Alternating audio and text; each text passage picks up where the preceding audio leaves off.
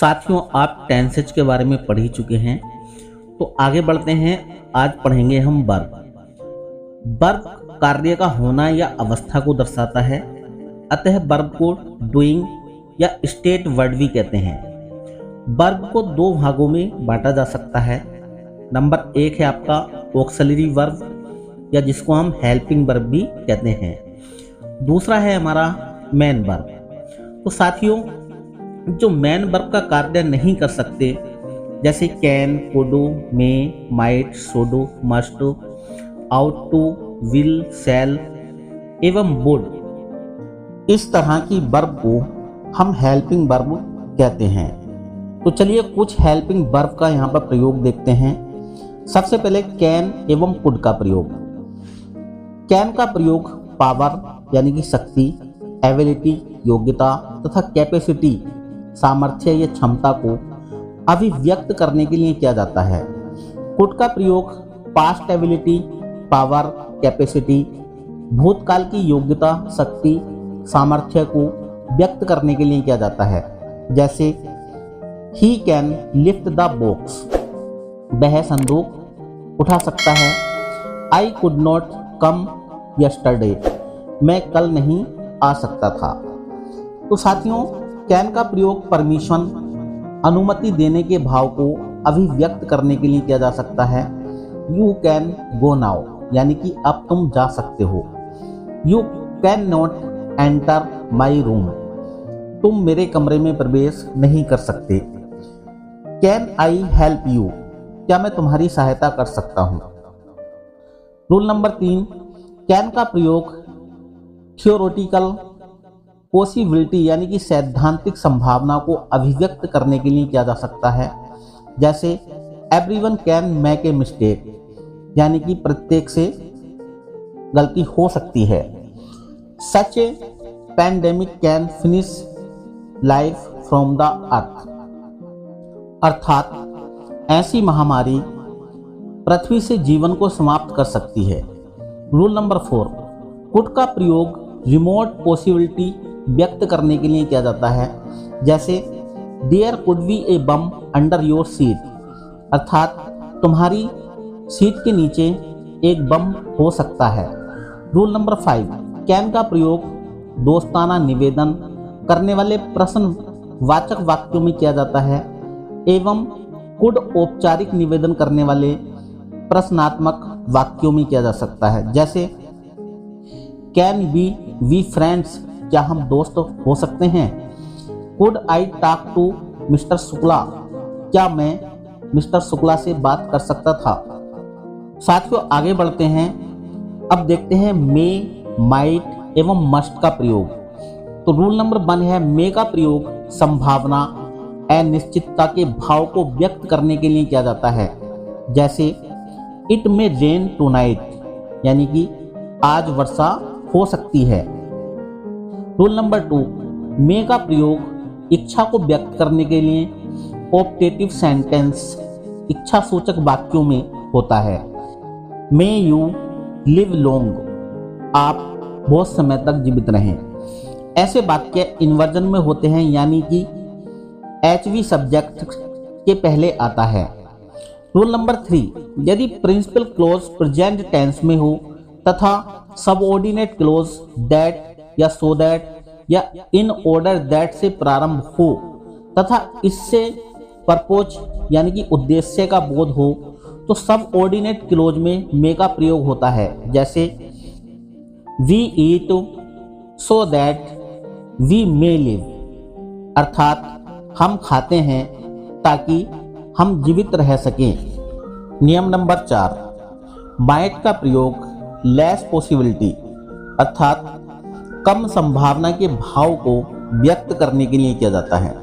जैसे he might pass the exam but seeing his intelligence I do not have much hope, अर्थात वह examination पास कर सकता है परंतु उसकी बुद्धिमानी को देखकर मुझे अधिक आशा नहीं है।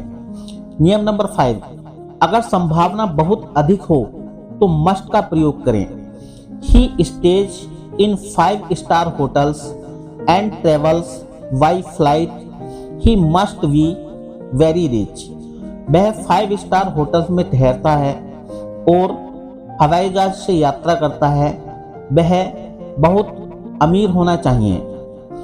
रूल नंबर 6, मे का प्रयोग सम्मान के साथ निवेदन करने या अनुमति लेने के लिए प्रश्नात्मक वाक्यों में किया जाता है। जैसे मे आई कम इन सर, श्रीमान क्या मैं अंदर आ सकता हूँ। अनुमति देने के लिए मे का प्रयोग असर्टिव फॉर्म में होता है। जैसे you may go home now, तुम अब घर जा सकते हो। विल एवं शैल का प्रयोग हम कहां पर करते हैं? रूल नंबर 1, शैल का प्रयोग फर्स्ट पर्सन के सब्जेक्ट आई वी के साथ फ्यूचर टेंस के किसी कार्य को व्यक्त करने के लिए किया जाता है। शेष सभी सब्जेक्ट के साथ विल का प्रयोग करते हैं। जैसे I shall go to college tomorrow and he will come with me, अर्थात मैं कल कॉलेज जाऊंगा और वह मेरे साथ आएगा। मॉडर्न इंग्लिश में हम आई एवं वी के साथ विल का प्रयोग कर सकते हैं जो अब स्वीकार्य है, लेकिन इंट्रोगेटिव सेंटेंस में अब भी आई एवं वी के साथ शैल का प्रयोग होता है। शैल का प्रयोग सेकंड पर्सन के सब्जेक्ट यू तथा थर्ड पर्सन के subject he see it they के साथ कमांड अर्थात आदेश, प्रॉमिस अर्थात वादा, थ्रेट अर्थात धमकी, डिटर्मिनेशन अर्थात दृढ़ संकल्प, कंपल्सन अर्थात अनिवार्यता एवं एडवाइस अर्थात सलाह को व्यक्त करने के लिए किया जाता है। इसी प्रकार के वाक्यों में विल का प्रयोग आई एवं वी के साथ होता है। जैसे you shall leave the room at once, अर्थात तुम तुरंत कमरा छोड़ दोगे। साथियों ये क्या है? ये एक आदेश है। अब एक वाक्य प्रोमिस का लेते हैं, यू शैल बी रिवार्डेड, तुम्हें पुरस्कार दिया जाएगा, अर्थात यहां पर वचन दिया जा रहा है। I will help you come what में, चाहे जो कुछ भी हो मैं तुम्हारी सहायता करूंगा। तो यहां पर भी एक वचन दिया जा रहा है। एक वाक्य धमकी का देख लेते हैं, अर्थात threat, I will punish you, अर्थात मैं तुम्हें सजा दूंगा। अब एक वाक्य देख लेते हैं डिटर्मिनेशन यानी कि दृढ़ संकल्प, I will work hard and score good marks, अर्थात मैं कठिन परिश्रम करूंगा और अच्छे अंक प्राप्त करूंगा।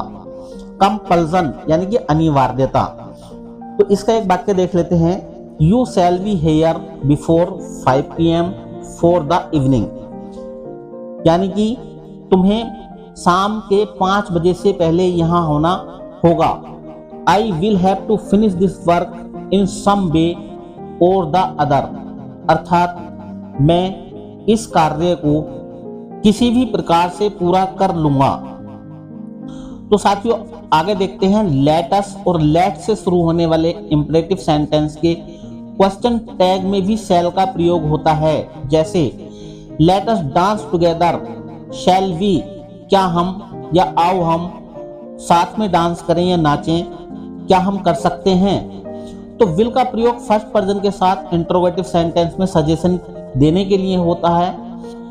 अगर दो कार्य भविष्य में एक के बाद एक हों और दूसरा कार्य पहले कार्य के होने पर निर्भर करे तो पहला कार्य प्रेजेंट इंडेफिनिट टेंस में होगा और दूसरा कार्य फ्यूचर इंडेफिनिट टेंस में। हमें हिंदी से इंग्लिश ट्रांसलेशन करने की आदत होती है, जिसकी वजह से हम पहले कार्य को भी फ्यूचर इंडेफिनिट में प्रयोग कर लेते हैं। जैसे अगर मैं आऊंगी तो आपसे मिलूंगी, if I will come I will meet you.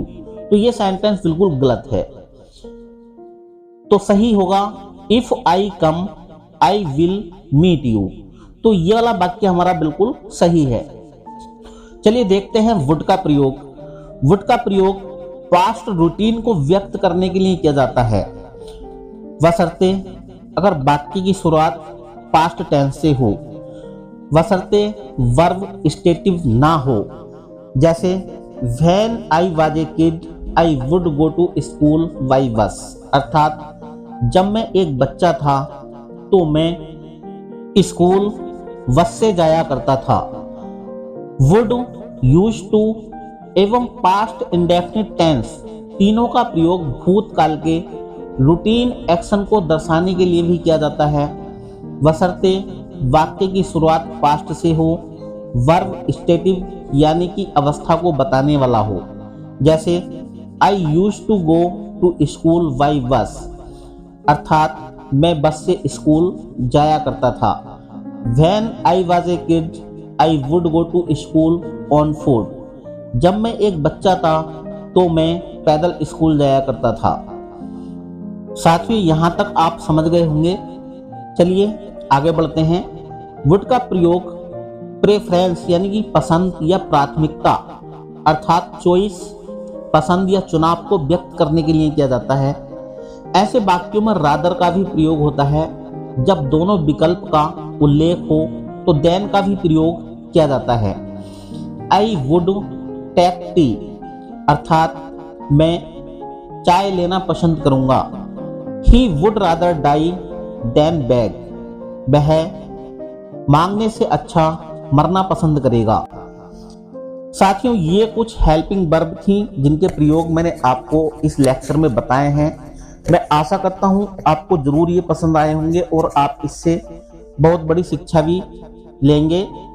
तो साथियों, यदि आपको वीडियो अच्छा लगा हो तो हमारे चैनल को सब्सक्राइब कर लें और इसी प्रकार के वीडियो देखने के लिए प्लेलिस्ट है हमारी, उन प्लेलिस्ट्स में इसी प्रकार के वीडियो हैं, आप उन्हें भी देख सकते हैं।